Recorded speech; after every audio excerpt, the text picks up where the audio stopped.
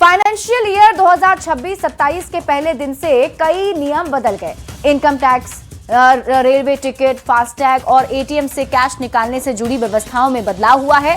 सबसे पहले आपको ये रिपोर्ट दिखाते हैं, फिर खबर समझाते हैं।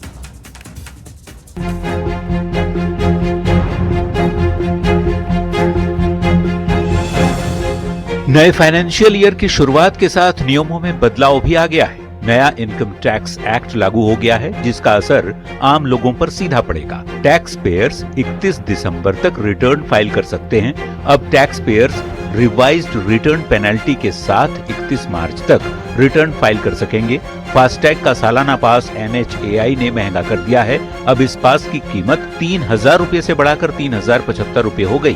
टोल प्लाजा पर कैश भुगतान बंद कर दिया गया है। अब टोल भुगतान केवल फास्टैग या UPI से ही किया जाएगा। रेलवे ने यात्रियों की सुविधा के लिए कुछ नियमों में बदलाव किया है। नए नियमों के तहत अब कंफर्म टिकट को ट्रेन छूटने से कम 8 घंटे पहले कैंसिल करने पर ही रिफंड मिल सकेगा। पहले ये समय सीमा 4 घंटे थी। पैन कार्ड बनवाने के लिए आधार कार्ड को जन्म तिथि का प्रमाण पत्र नहीं माना जाएगा।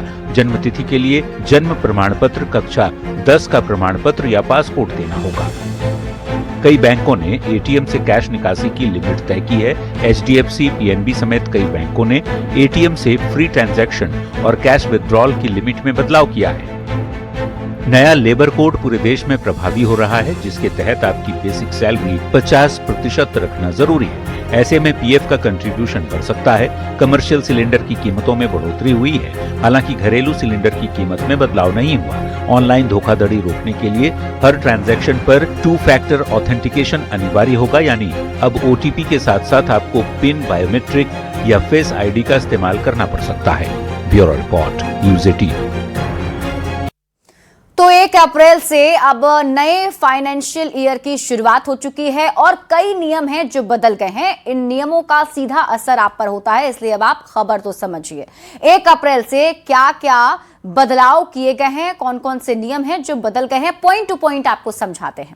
तो 1 अप्रैल से क्या क्या नियम बदला है, उसमें सबसे पहले बात करते हैं टैक्स कानून में बदलाव की। यानी कि टैक्स कानून में क्या बदलाव अब देखने को मिलेगा। देखिए, कल तक 1 अप्रैल से 1961 के इनकम टैक्स एक्ट थे, लेकिन अब इनकम टैक्स एक्ट 2025 जो है वो लागू होगा, प्रभावी होगा। टैक्स कानून में बदलाव की अगर बात करें तो उलझाने वाले शब्दों की अब छुट्टी हो गई है, जैसे कि असेसमेंट ईयर या प्रीवियस ईयर, इसको हटा करके अब टैक्स ईयर कर दिया गया है। 1 अप्रैल से और क्या क्या बदलाव आपको देखने को मिलेंगे, तो टैक्स कानून में दूसरा बदलाव हुआ है। 12 लाख तक की कमाई पर नो टैक्स लगने वाला है। मतलब अगर आपकी एनुअल इनकम 12 लाख रुपए है, सालाना आय, तो आपको 1 रुपए भी टैक्स नहीं देना है।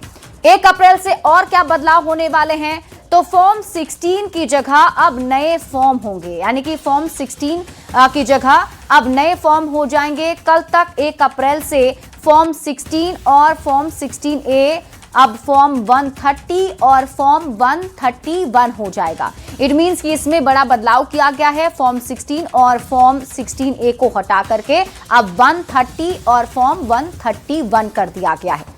पैन कार्ड के भी नियम हैं जो अब पहले से ज्यादा सख्त हो गए हैं। पैन कार्ड में क्या नियम बदलाव किया गया है, तो केवल आधार कार्ड जन्म तिथि का प्रमाण नहीं, बल्कि 10वीं की जो मार्कशीट है या पासपोर्ट जैसे डॉक्यूमेंट्स भी इसके लिए जरूरी होंगे। अब आपको बताते हैं गैस और फ्यूल के दाम में भी बदलाव होने जा रहा है।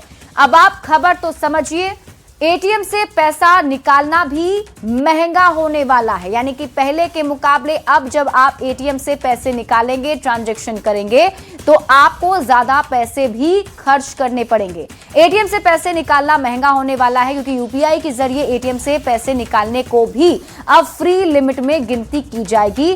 HDFC जैसे बैंकों में 5 ट्रांजैक्शन के बाद हर बार आप अगर ट्रांजैक्शन करते हैं तो 23 रुपए आपको एक्स्ट्रा देने पड़ेंगे। बंधन बैंक में बैलेंस कम होने की वजह से ट्रांजैक्शन फेल होने पर 25 रुपए का जुर्माना भी आप पर लग सकता है और पैसे निकालने की लिमिट घट गई है।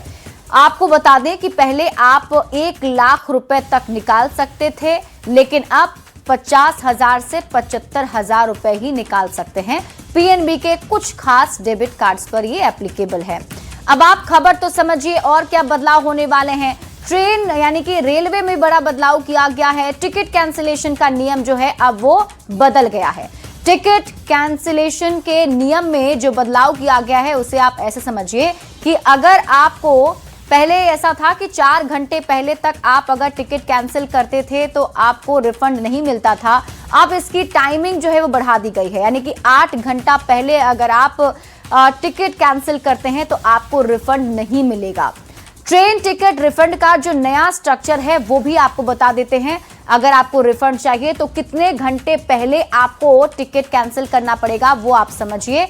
तो अगर आप 72 घंटे से पहले टिकट कैंसिल कर लेते हैं तो सिर्फ कैंसिलेशन चार्ज काट करके आपको अमाउंट रिटर्न कर दिया जाएगा। 24 से 72 घंटे पहले अगर आप टिकट कैंसिल करते हैं तो टिकट के पैसे का 75% रुपीज आपको रिफंड होगा।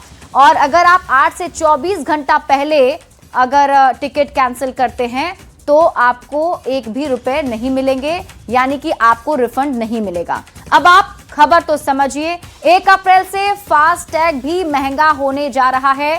फास्टैग के सालाना पास की जो कीमत है वो भी बढ़ने वाली है, बढ़ गई है, क्योंकि पहले आपको एनुअल पास के लिए 3,000 रुपए देने पड़ते थे। अब आपको इसी एनुअल पास के लिए 75 रुपए ज्यादा देने होंगे, यानी कि 3,075 रुपए आपको लगेंगे। तो ये फास्टैग का जो नियम है वो अभी बदला गया है। और ये भी ध्यान रखने वाली बात है कि अगर आप टोल क्रॉस कर रहे हैं तो वहां पर अब कैश भी नहीं लिया जाएगा, बल्कि आपके पास एनुअल पास होगा, उससे ही फास्टैग के अमाउंट जो है वो कटेंगे। और आपको फिर से बता देते हैं कि अगर आप एनुअल पास लेने वाले हैं तो एनुअल पास की जो कीमत है वो बढ़ गई है। 3,000 रुपए पहले आपको देना पड़ता था, लेकिन अब आपको 3,075 रुपए फास्टैग पर देना पड़ेगा। एनुअल पास अगर आप बनाते हैं तो 75 रुपए आपको ज्यादा देने पड़ेंगे। अब आपको बताते हैं कि 1 अप्रैल से क्रेडिट स्कोर जो है वो अपडेट तेजी से होगा। ये भी बदलाव किया गया है। क्रेडिट स्कोर अपडेट तेजी से होगा। अब बैंक हर हफ्ते लोन से जुड़ी जानकारी आपको अपडेट करते रहेंगे, यानी कि आपको बैंक से जुड़ा जो अपडेट है, लोन से जुड़ा, वो कंटिन्यूअसली मिलता रहेगा। इसमें तेजी आएगी। पहले काफी देर इसमें लग जाता था, लोगों को पता नहीं चल पाता था, लेकिन अब ये निर्देश है कि बैंकों को सही जानकारी जल्दी देनी है। इससे आपका क्रेडिट स्कोर जल्दी अपडेट होगा। तो ये कुछ बड़े बदलाव हैं जो इस बार 1 अप्रैल से हो चुके हैं और अब ये नए नियम हैं और इसी नियम के तहत अब आपको आगे रूल्स जो है वो फॉलो करना है। बढ़ते आगे।